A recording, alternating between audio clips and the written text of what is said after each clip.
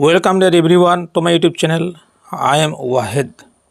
মই আজিৰ ভিডিঅ'টোত JL mathematics class 10 chapter 8 exercise অৰ্থাৎ অনুশীলনী 8.4 ৰ কোৱেশ্চন নম্বৰ 2 আৰু 3 মই ধুনীয়াকৈ সমাধান কৰি দিম।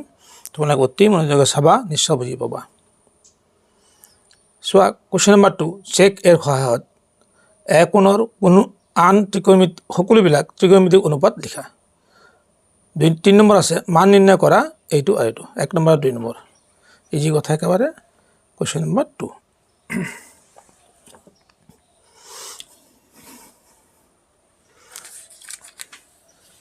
চাবা, তোমালোকে মই ধুনীয়াকৈ কৰি দিম। তো ইয়াত আছে চেকেৰ সহায়ত। চাবা, সাইন এ, প্ৰথমে সাইনটো লৈছোঁ, মই সাইনটো লৈছোঁ। সাইনৰ পিছত আমি এইটো লিখিব পাৰোঁ যে সাইন এ বাই আমি 1 লিখিব পাৰোঁ। ইয়াক আমি আকৌ এই সাইন এক আমি কস এৰে হৰণ কৰি দিব পাৰোঁ। সাইন এ বাই কস এ, আকৌ এই 1ক আমি হৰণ কৰি দিব লাগিব। কস এৰে হৰণ কৰিলোঁ, কৰিলে sign A by cos a equal কি হ'ব? Ten A. Ten A by 1 by cos মানে সেক এ। চাবা দেই, আমি টেনৰ লগত চাবা এই সেকৰ সম্পৰ্ক আছে, সেইটো মই ইয়াত দি দিম, চাই ল'বা। ইয়াত চাবা 1 plus 10 square A equal to sec square A. গতিকে আমি যদি ইয়াত ৰুট অভাৰ দিওঁ 1 plus 10 square A equal to sec A, যদি আমি এইটো কৰি দিওঁ তেতিয়াহ'লে চাবা তোমালোকে ইয়াত আমি সেক এৰ জেগাত আমি কি বনালোঁ? 1 প্লাছ 10 স্কোৱাৰ এ, বা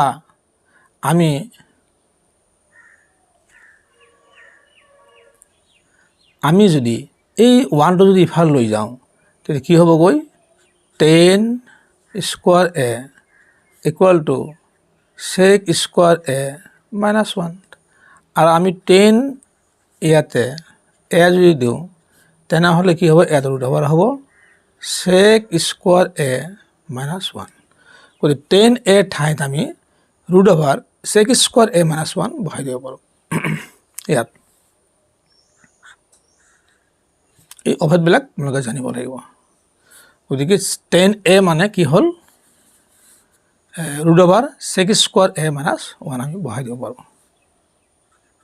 সেক স্কোৱাৰ এ মাইনাছ 1 বহাই দিলোঁ। আৰু তলত কি আছে? সেক এ আছেই নহয়, হৈ গ'ল। সাইনটো হৈ গ'ল আমাৰ। এতিয়া সাইনৰ পৰা আমি কি কৰিলোঁ? সেক হৈ গ'ল। এতিয়া আমি কছত যাম। চাবা এতিয়া কস এ, এইটো আমাৰ জনা আছে। কস এ মানে হ'ব 1 বাই সেক। এইটো একেবাৰে হৈ গ'ল। তাৰপিছত চাওঁ আমি 10, সাইনৰ পৰা হৈ গ'ল, সাইনটো হৈ গ'ল, কসটো হৈ গ'ল, টেনটো আমি কৰিম এতিয়া। 10 এ ইকুৱেল টু চাবা 10ৰ লগত আমাৰ যিটো সম্পৰ্ক আছে, 10 এ মানে কি হ'ব? ৰুট অভাৰ সেক স্কোৱাৰ মাইনাছ 1। এইটো জানা তোমালোকে, এইটো। গতিকে আমি ইয়াতে 10 এ ইকুৱেল টু আমি সেক স্কোৱাৰ এ মাইনাছ 1 দিলোঁ, হৈ গ'ল। এতিয়া আমি কচেকলৈ যাম। কচেক এ,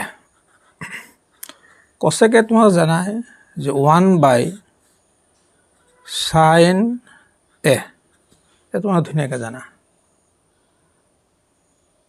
এতিয়া সাইন এ, এই সাইনৰ মানটো আমি তো এনেকৈ লিখিছিলোঁ, এইয়া সাইনৰ মানটো আমি ইয়াতে জানোৱে।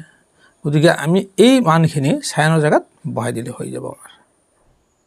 চাবা তোমালোকে ধুনীয়াকৈ, এইটো 1 থাকিল নহয়, এই সাইনৰ মানখিনি এইখিনি, এইয়া সাইন এ ইকুৱেল টু এইখিনি আমি ইয়াতে বহাই দিব পাৰোঁ সাইন এ জেগাত।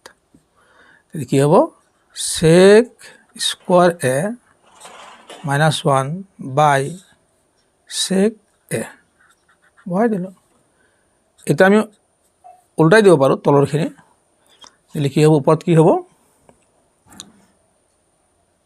এই সেকেটো ওপৰত গুচি যাব। তোমালোকে ধুনীয়াকৈ জানা এইটো sec এ ওপৰত গুচি গ'ল আৰু এইটো তলত থাকি গ'ল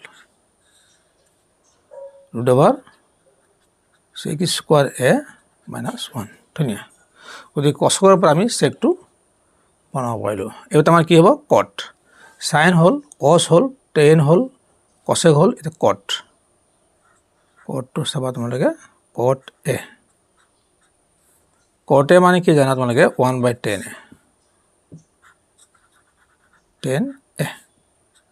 চাবা 10 এ মানে কি ৰুট অভাৰ এইটো আছে ইজি কথা। গতিকে 1/10 এ ঠাইত আমি root over sec square A minus 1 বহাই দিম। sec square A minus 1। ধুনীয়া, আমাৰ গোটেইখিনি ক্লিয়াৰ হৈ গ'ল। সাইন এ আমি ইয়াৰ পৰা এইটো পালোঁ, এইটো হ'ল আমাৰ আইডেণ্টিটি। কস এ 1/sec এনে হৈ যায়। 10 এ ইকুৱেল আমি কি পালোঁ 10 অৰ্থাৎ এইয়া 10 A equal root over sec square A minus 1 হৈ গ'ল। কচেক এ ইকুৱেল টু 1/sin। সাইনৰ মানখিনি আমি ইয়াতে এইখিনি আছে এইটো বহাই দিলোঁ, এইটো আমি উল্টাই দিলোঁ, সেইটো হৈ গ'ল। এতিয়া কট এ চাবাত মানে কট এ 1/10 এ, তো 10 এ মান আমি ইয়াতে জানো root over sec square A minus 1 হৈ গ'ল। গতিকে আমি সাইন কস টেন কচেক কট হৈ গ'ল গোটেইখিনি। নিশ্চয় তোমালোকৰ ক্লিয়াৰ হৈছে। ইয়াৰ পাছত চাবা তোমালোকে কুৱেশ্যন নম্বৰ 2 3। কুৱেশ্যন নম্বৰ 2 হৈ গ'ল ক্লিয়াৰ। এতিয়া 3 আমি চাম। কুৱেশ্যন নম্বৰ 3 চাবা তোমালোকে এইটো।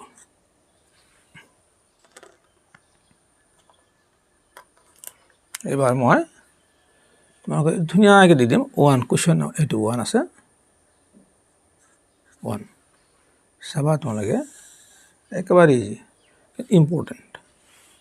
চাবা সাইন স্কোৱাৰ 63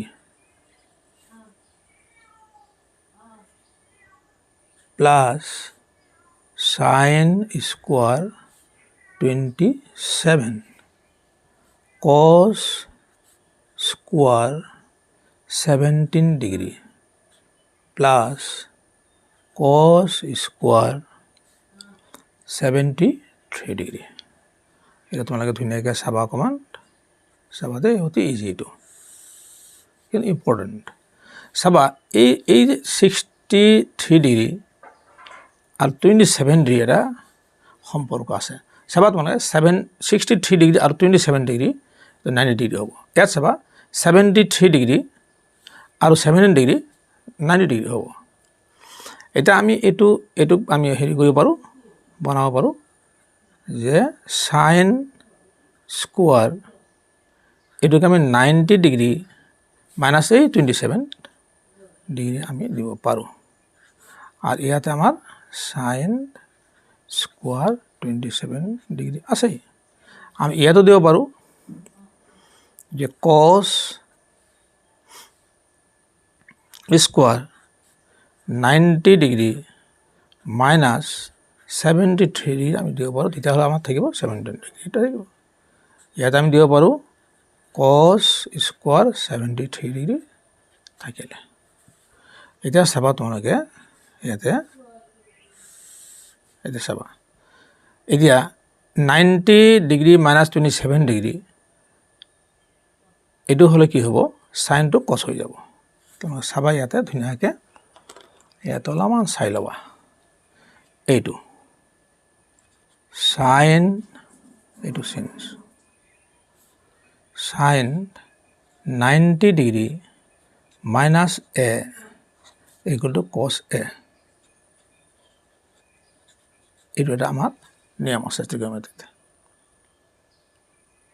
আকৌ ইয়াত আছে কি cos 90 degree minus A equal to sine A এইটো আছে এইটো তোমালোকে মনত ৰাখিব লাগিব ইয়াৰ পিছত চাবা তোমালোকে এইটো সাইন 90 minus 27 গতিকে cos স্কোয়ার 27 ডিগ্রি ইয়াতে কি থাকিল আমাৰ সাইন স্কোয়ার 27 ডিগ্রি ইয়াতে কি হ'ব এই cosটো সাইন হৈ যাব ইয়াত দিয়া আছে নহয় cosটো সাইন হৈ গৈছে এইটো গতিকে ইয়াত কি হ'ব সাইন হ'ব সাইন স্কোয়ার 73 ডিগ্রি আর ইয়াত cos স্কোয়ার 73 ডিগ্রি আগৰ পৰা আছে এতিয়া চাবা এইটো sine square plus cos square 1 sine square plus cos square 1 এইটো হৈ যায় তো 1/1 ইকুয়াল টু 1 নিশ্চয় তোমালোক ক্লিয়াৰ হৈছে এইটো ধুনীয়া হৈছে ইয়াৰ পিছতো চাবা তোমালোকে ইয়াৰ পিছত আছে 3 2 এই 3 নম্বৰ কুৱেশ্যনৰ 2 আছে তো তোমালোকে চাই ল'বা ইয়াতে সাইন 25 ডিগ্রি চাবা ধুনীয়াকৈ চাবা দেই sine 25 degree cos 65 degree plus cos 25 degree sine 65 degree চাবা এই দুটা ডিগ্ৰীৰ মাজত 25 আৰু 65 এই দুটা মিলি কিন্তু 90 হ'ব ভালকৈ চাই ল'বা তোমালোকে 90 হ'ব এতিয়া আমি চাম এইটো অতি ধুনীয়া ইজি হ'ব এতিয়া আমি চাম সাইন 90 ডিগ্রি মাইনাস 65 ডিগ্রি তখন এইটোৱে ল'ব লাগিব আর ইয়াত কি আছে cos 65 ডিগ্রি আছে প্লাস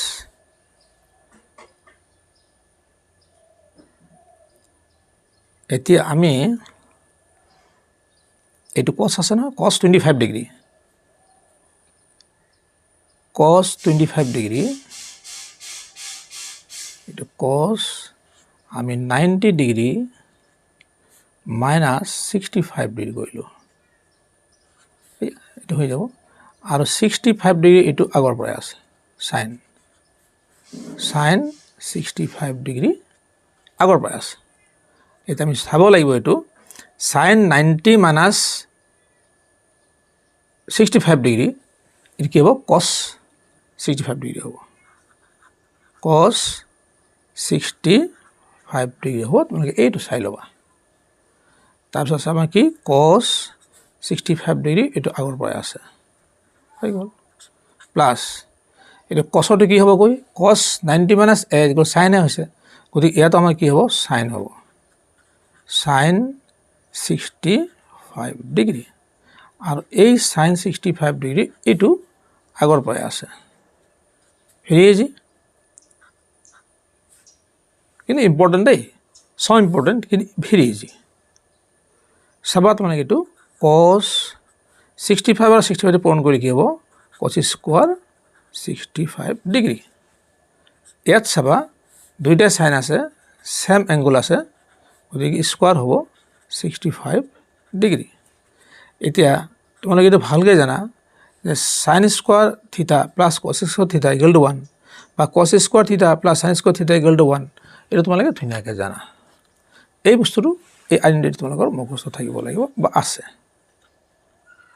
এই sin স্কোয়ার থিটা প্লাস cos স্কোয়ার থিটা ইকুয়াল টু 1 এটা তোমালোকে ধুনীয়াকৈ মনত আছে